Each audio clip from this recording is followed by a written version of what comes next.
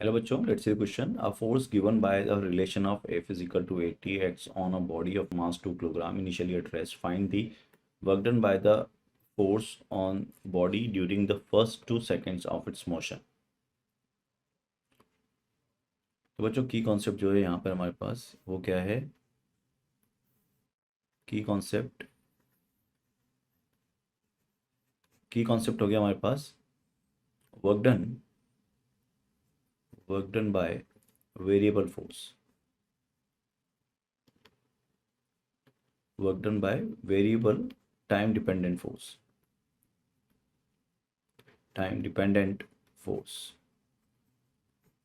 ठीक है बच्चों, तो अगर अपन देखें वर्क डन होता है क्या है, हम जानते हैं वर्क डन जो लिखते हैं हम वो लिखते हैं फोर्स डॉट डी एस और इसका इंडिकेशन, क्योंकि हमारा फोर्स वेरिएबल है। ठीक है, अब हमारा जो फोर्स है वो फंक्शन है किसके बच्चों? टाइम का। और डी एस, तो मुझे इस डी एस को हटाना पड़ेगा। क्यों? क्योंकि मैं इंटीग्रेशन तभी कर सकता हूँ जब मैं यहाँ पर एफ टी डी टी करूँ, F T into d T. ठीक है, चलो अब डी एस को कैसे अपन डी टी में कन्वर्ट करेंगे वो चीज़ देखने जा रहे हैं। तो अगर देखें बच्चों, तो हमको दिखा रखा है फोर्स जो है वो 8t है।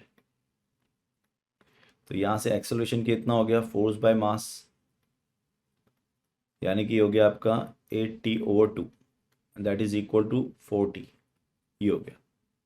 तो ए को लिख सकते हैं हम d2s/dt², एक्सेलरेशन को। तो कितना हो गया ये?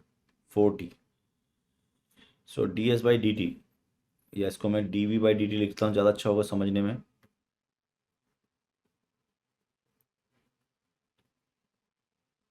तो ये लिखा है मैंने dv/dt एक्सेलरेशन को। ठीक है, तो अपन लिख सकते हैं dv is equal to 4t into d t, और फिर इंटीग्रेट कर सकते हैं यहाँ से। तो जब इंटीग्रेशन करेंगे बच्चों तो हमको वेलोसिटी मिल जाएगी यहाँ से। तो वेलोसिटी कितनी हो जाएगी? आप इंटीग्रेट कर लो 0 से t पर, और क्योंकि रेस्ट से स्टार्ट हुआ है तो 0 से v हो जाएगा। तो v इज इक्वल टू क्या होगा? t का इंटीग्रेशन क्या होगा बच्चों? t²/2।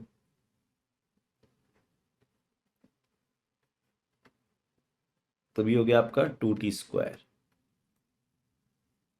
ठीक है, तो v निकल गया हमारा। v को क्या लिख सकते हैं हम? ds/dt, that is v, and that is 2t²। इसका मतलब यहाँ से आपको मिल जाएगा ds is nothing but the 2t² into d t. और यही चाहते थे हम, ds किस में कन्वर्ट हो जाए? dt में। तो अब यहाँ से देखो एफ टी कितना दिया हुआ है आपको? 8t इंटू ds लिख दूंगा 2t² dt, और इंटीग्रेशन कर लेंगे हम 0 से 2 सेकंड के लिए। ये हमारा वर्क आ जाएगा। तो ये जो आएगा 16t² का इंटीग्रेशन, t³ का इंटीग्रेशन बच्चों।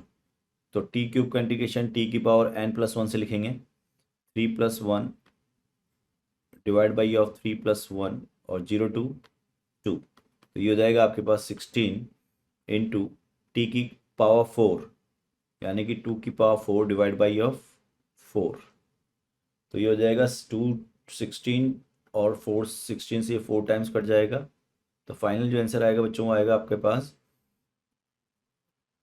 64 जूल, और पॉजिटिव का। हाँ, सो फाइनल आंसर जो हो गया हमारे पास वो हो जाएगा आपका A option, first option. I hope you understood it. Best of luck.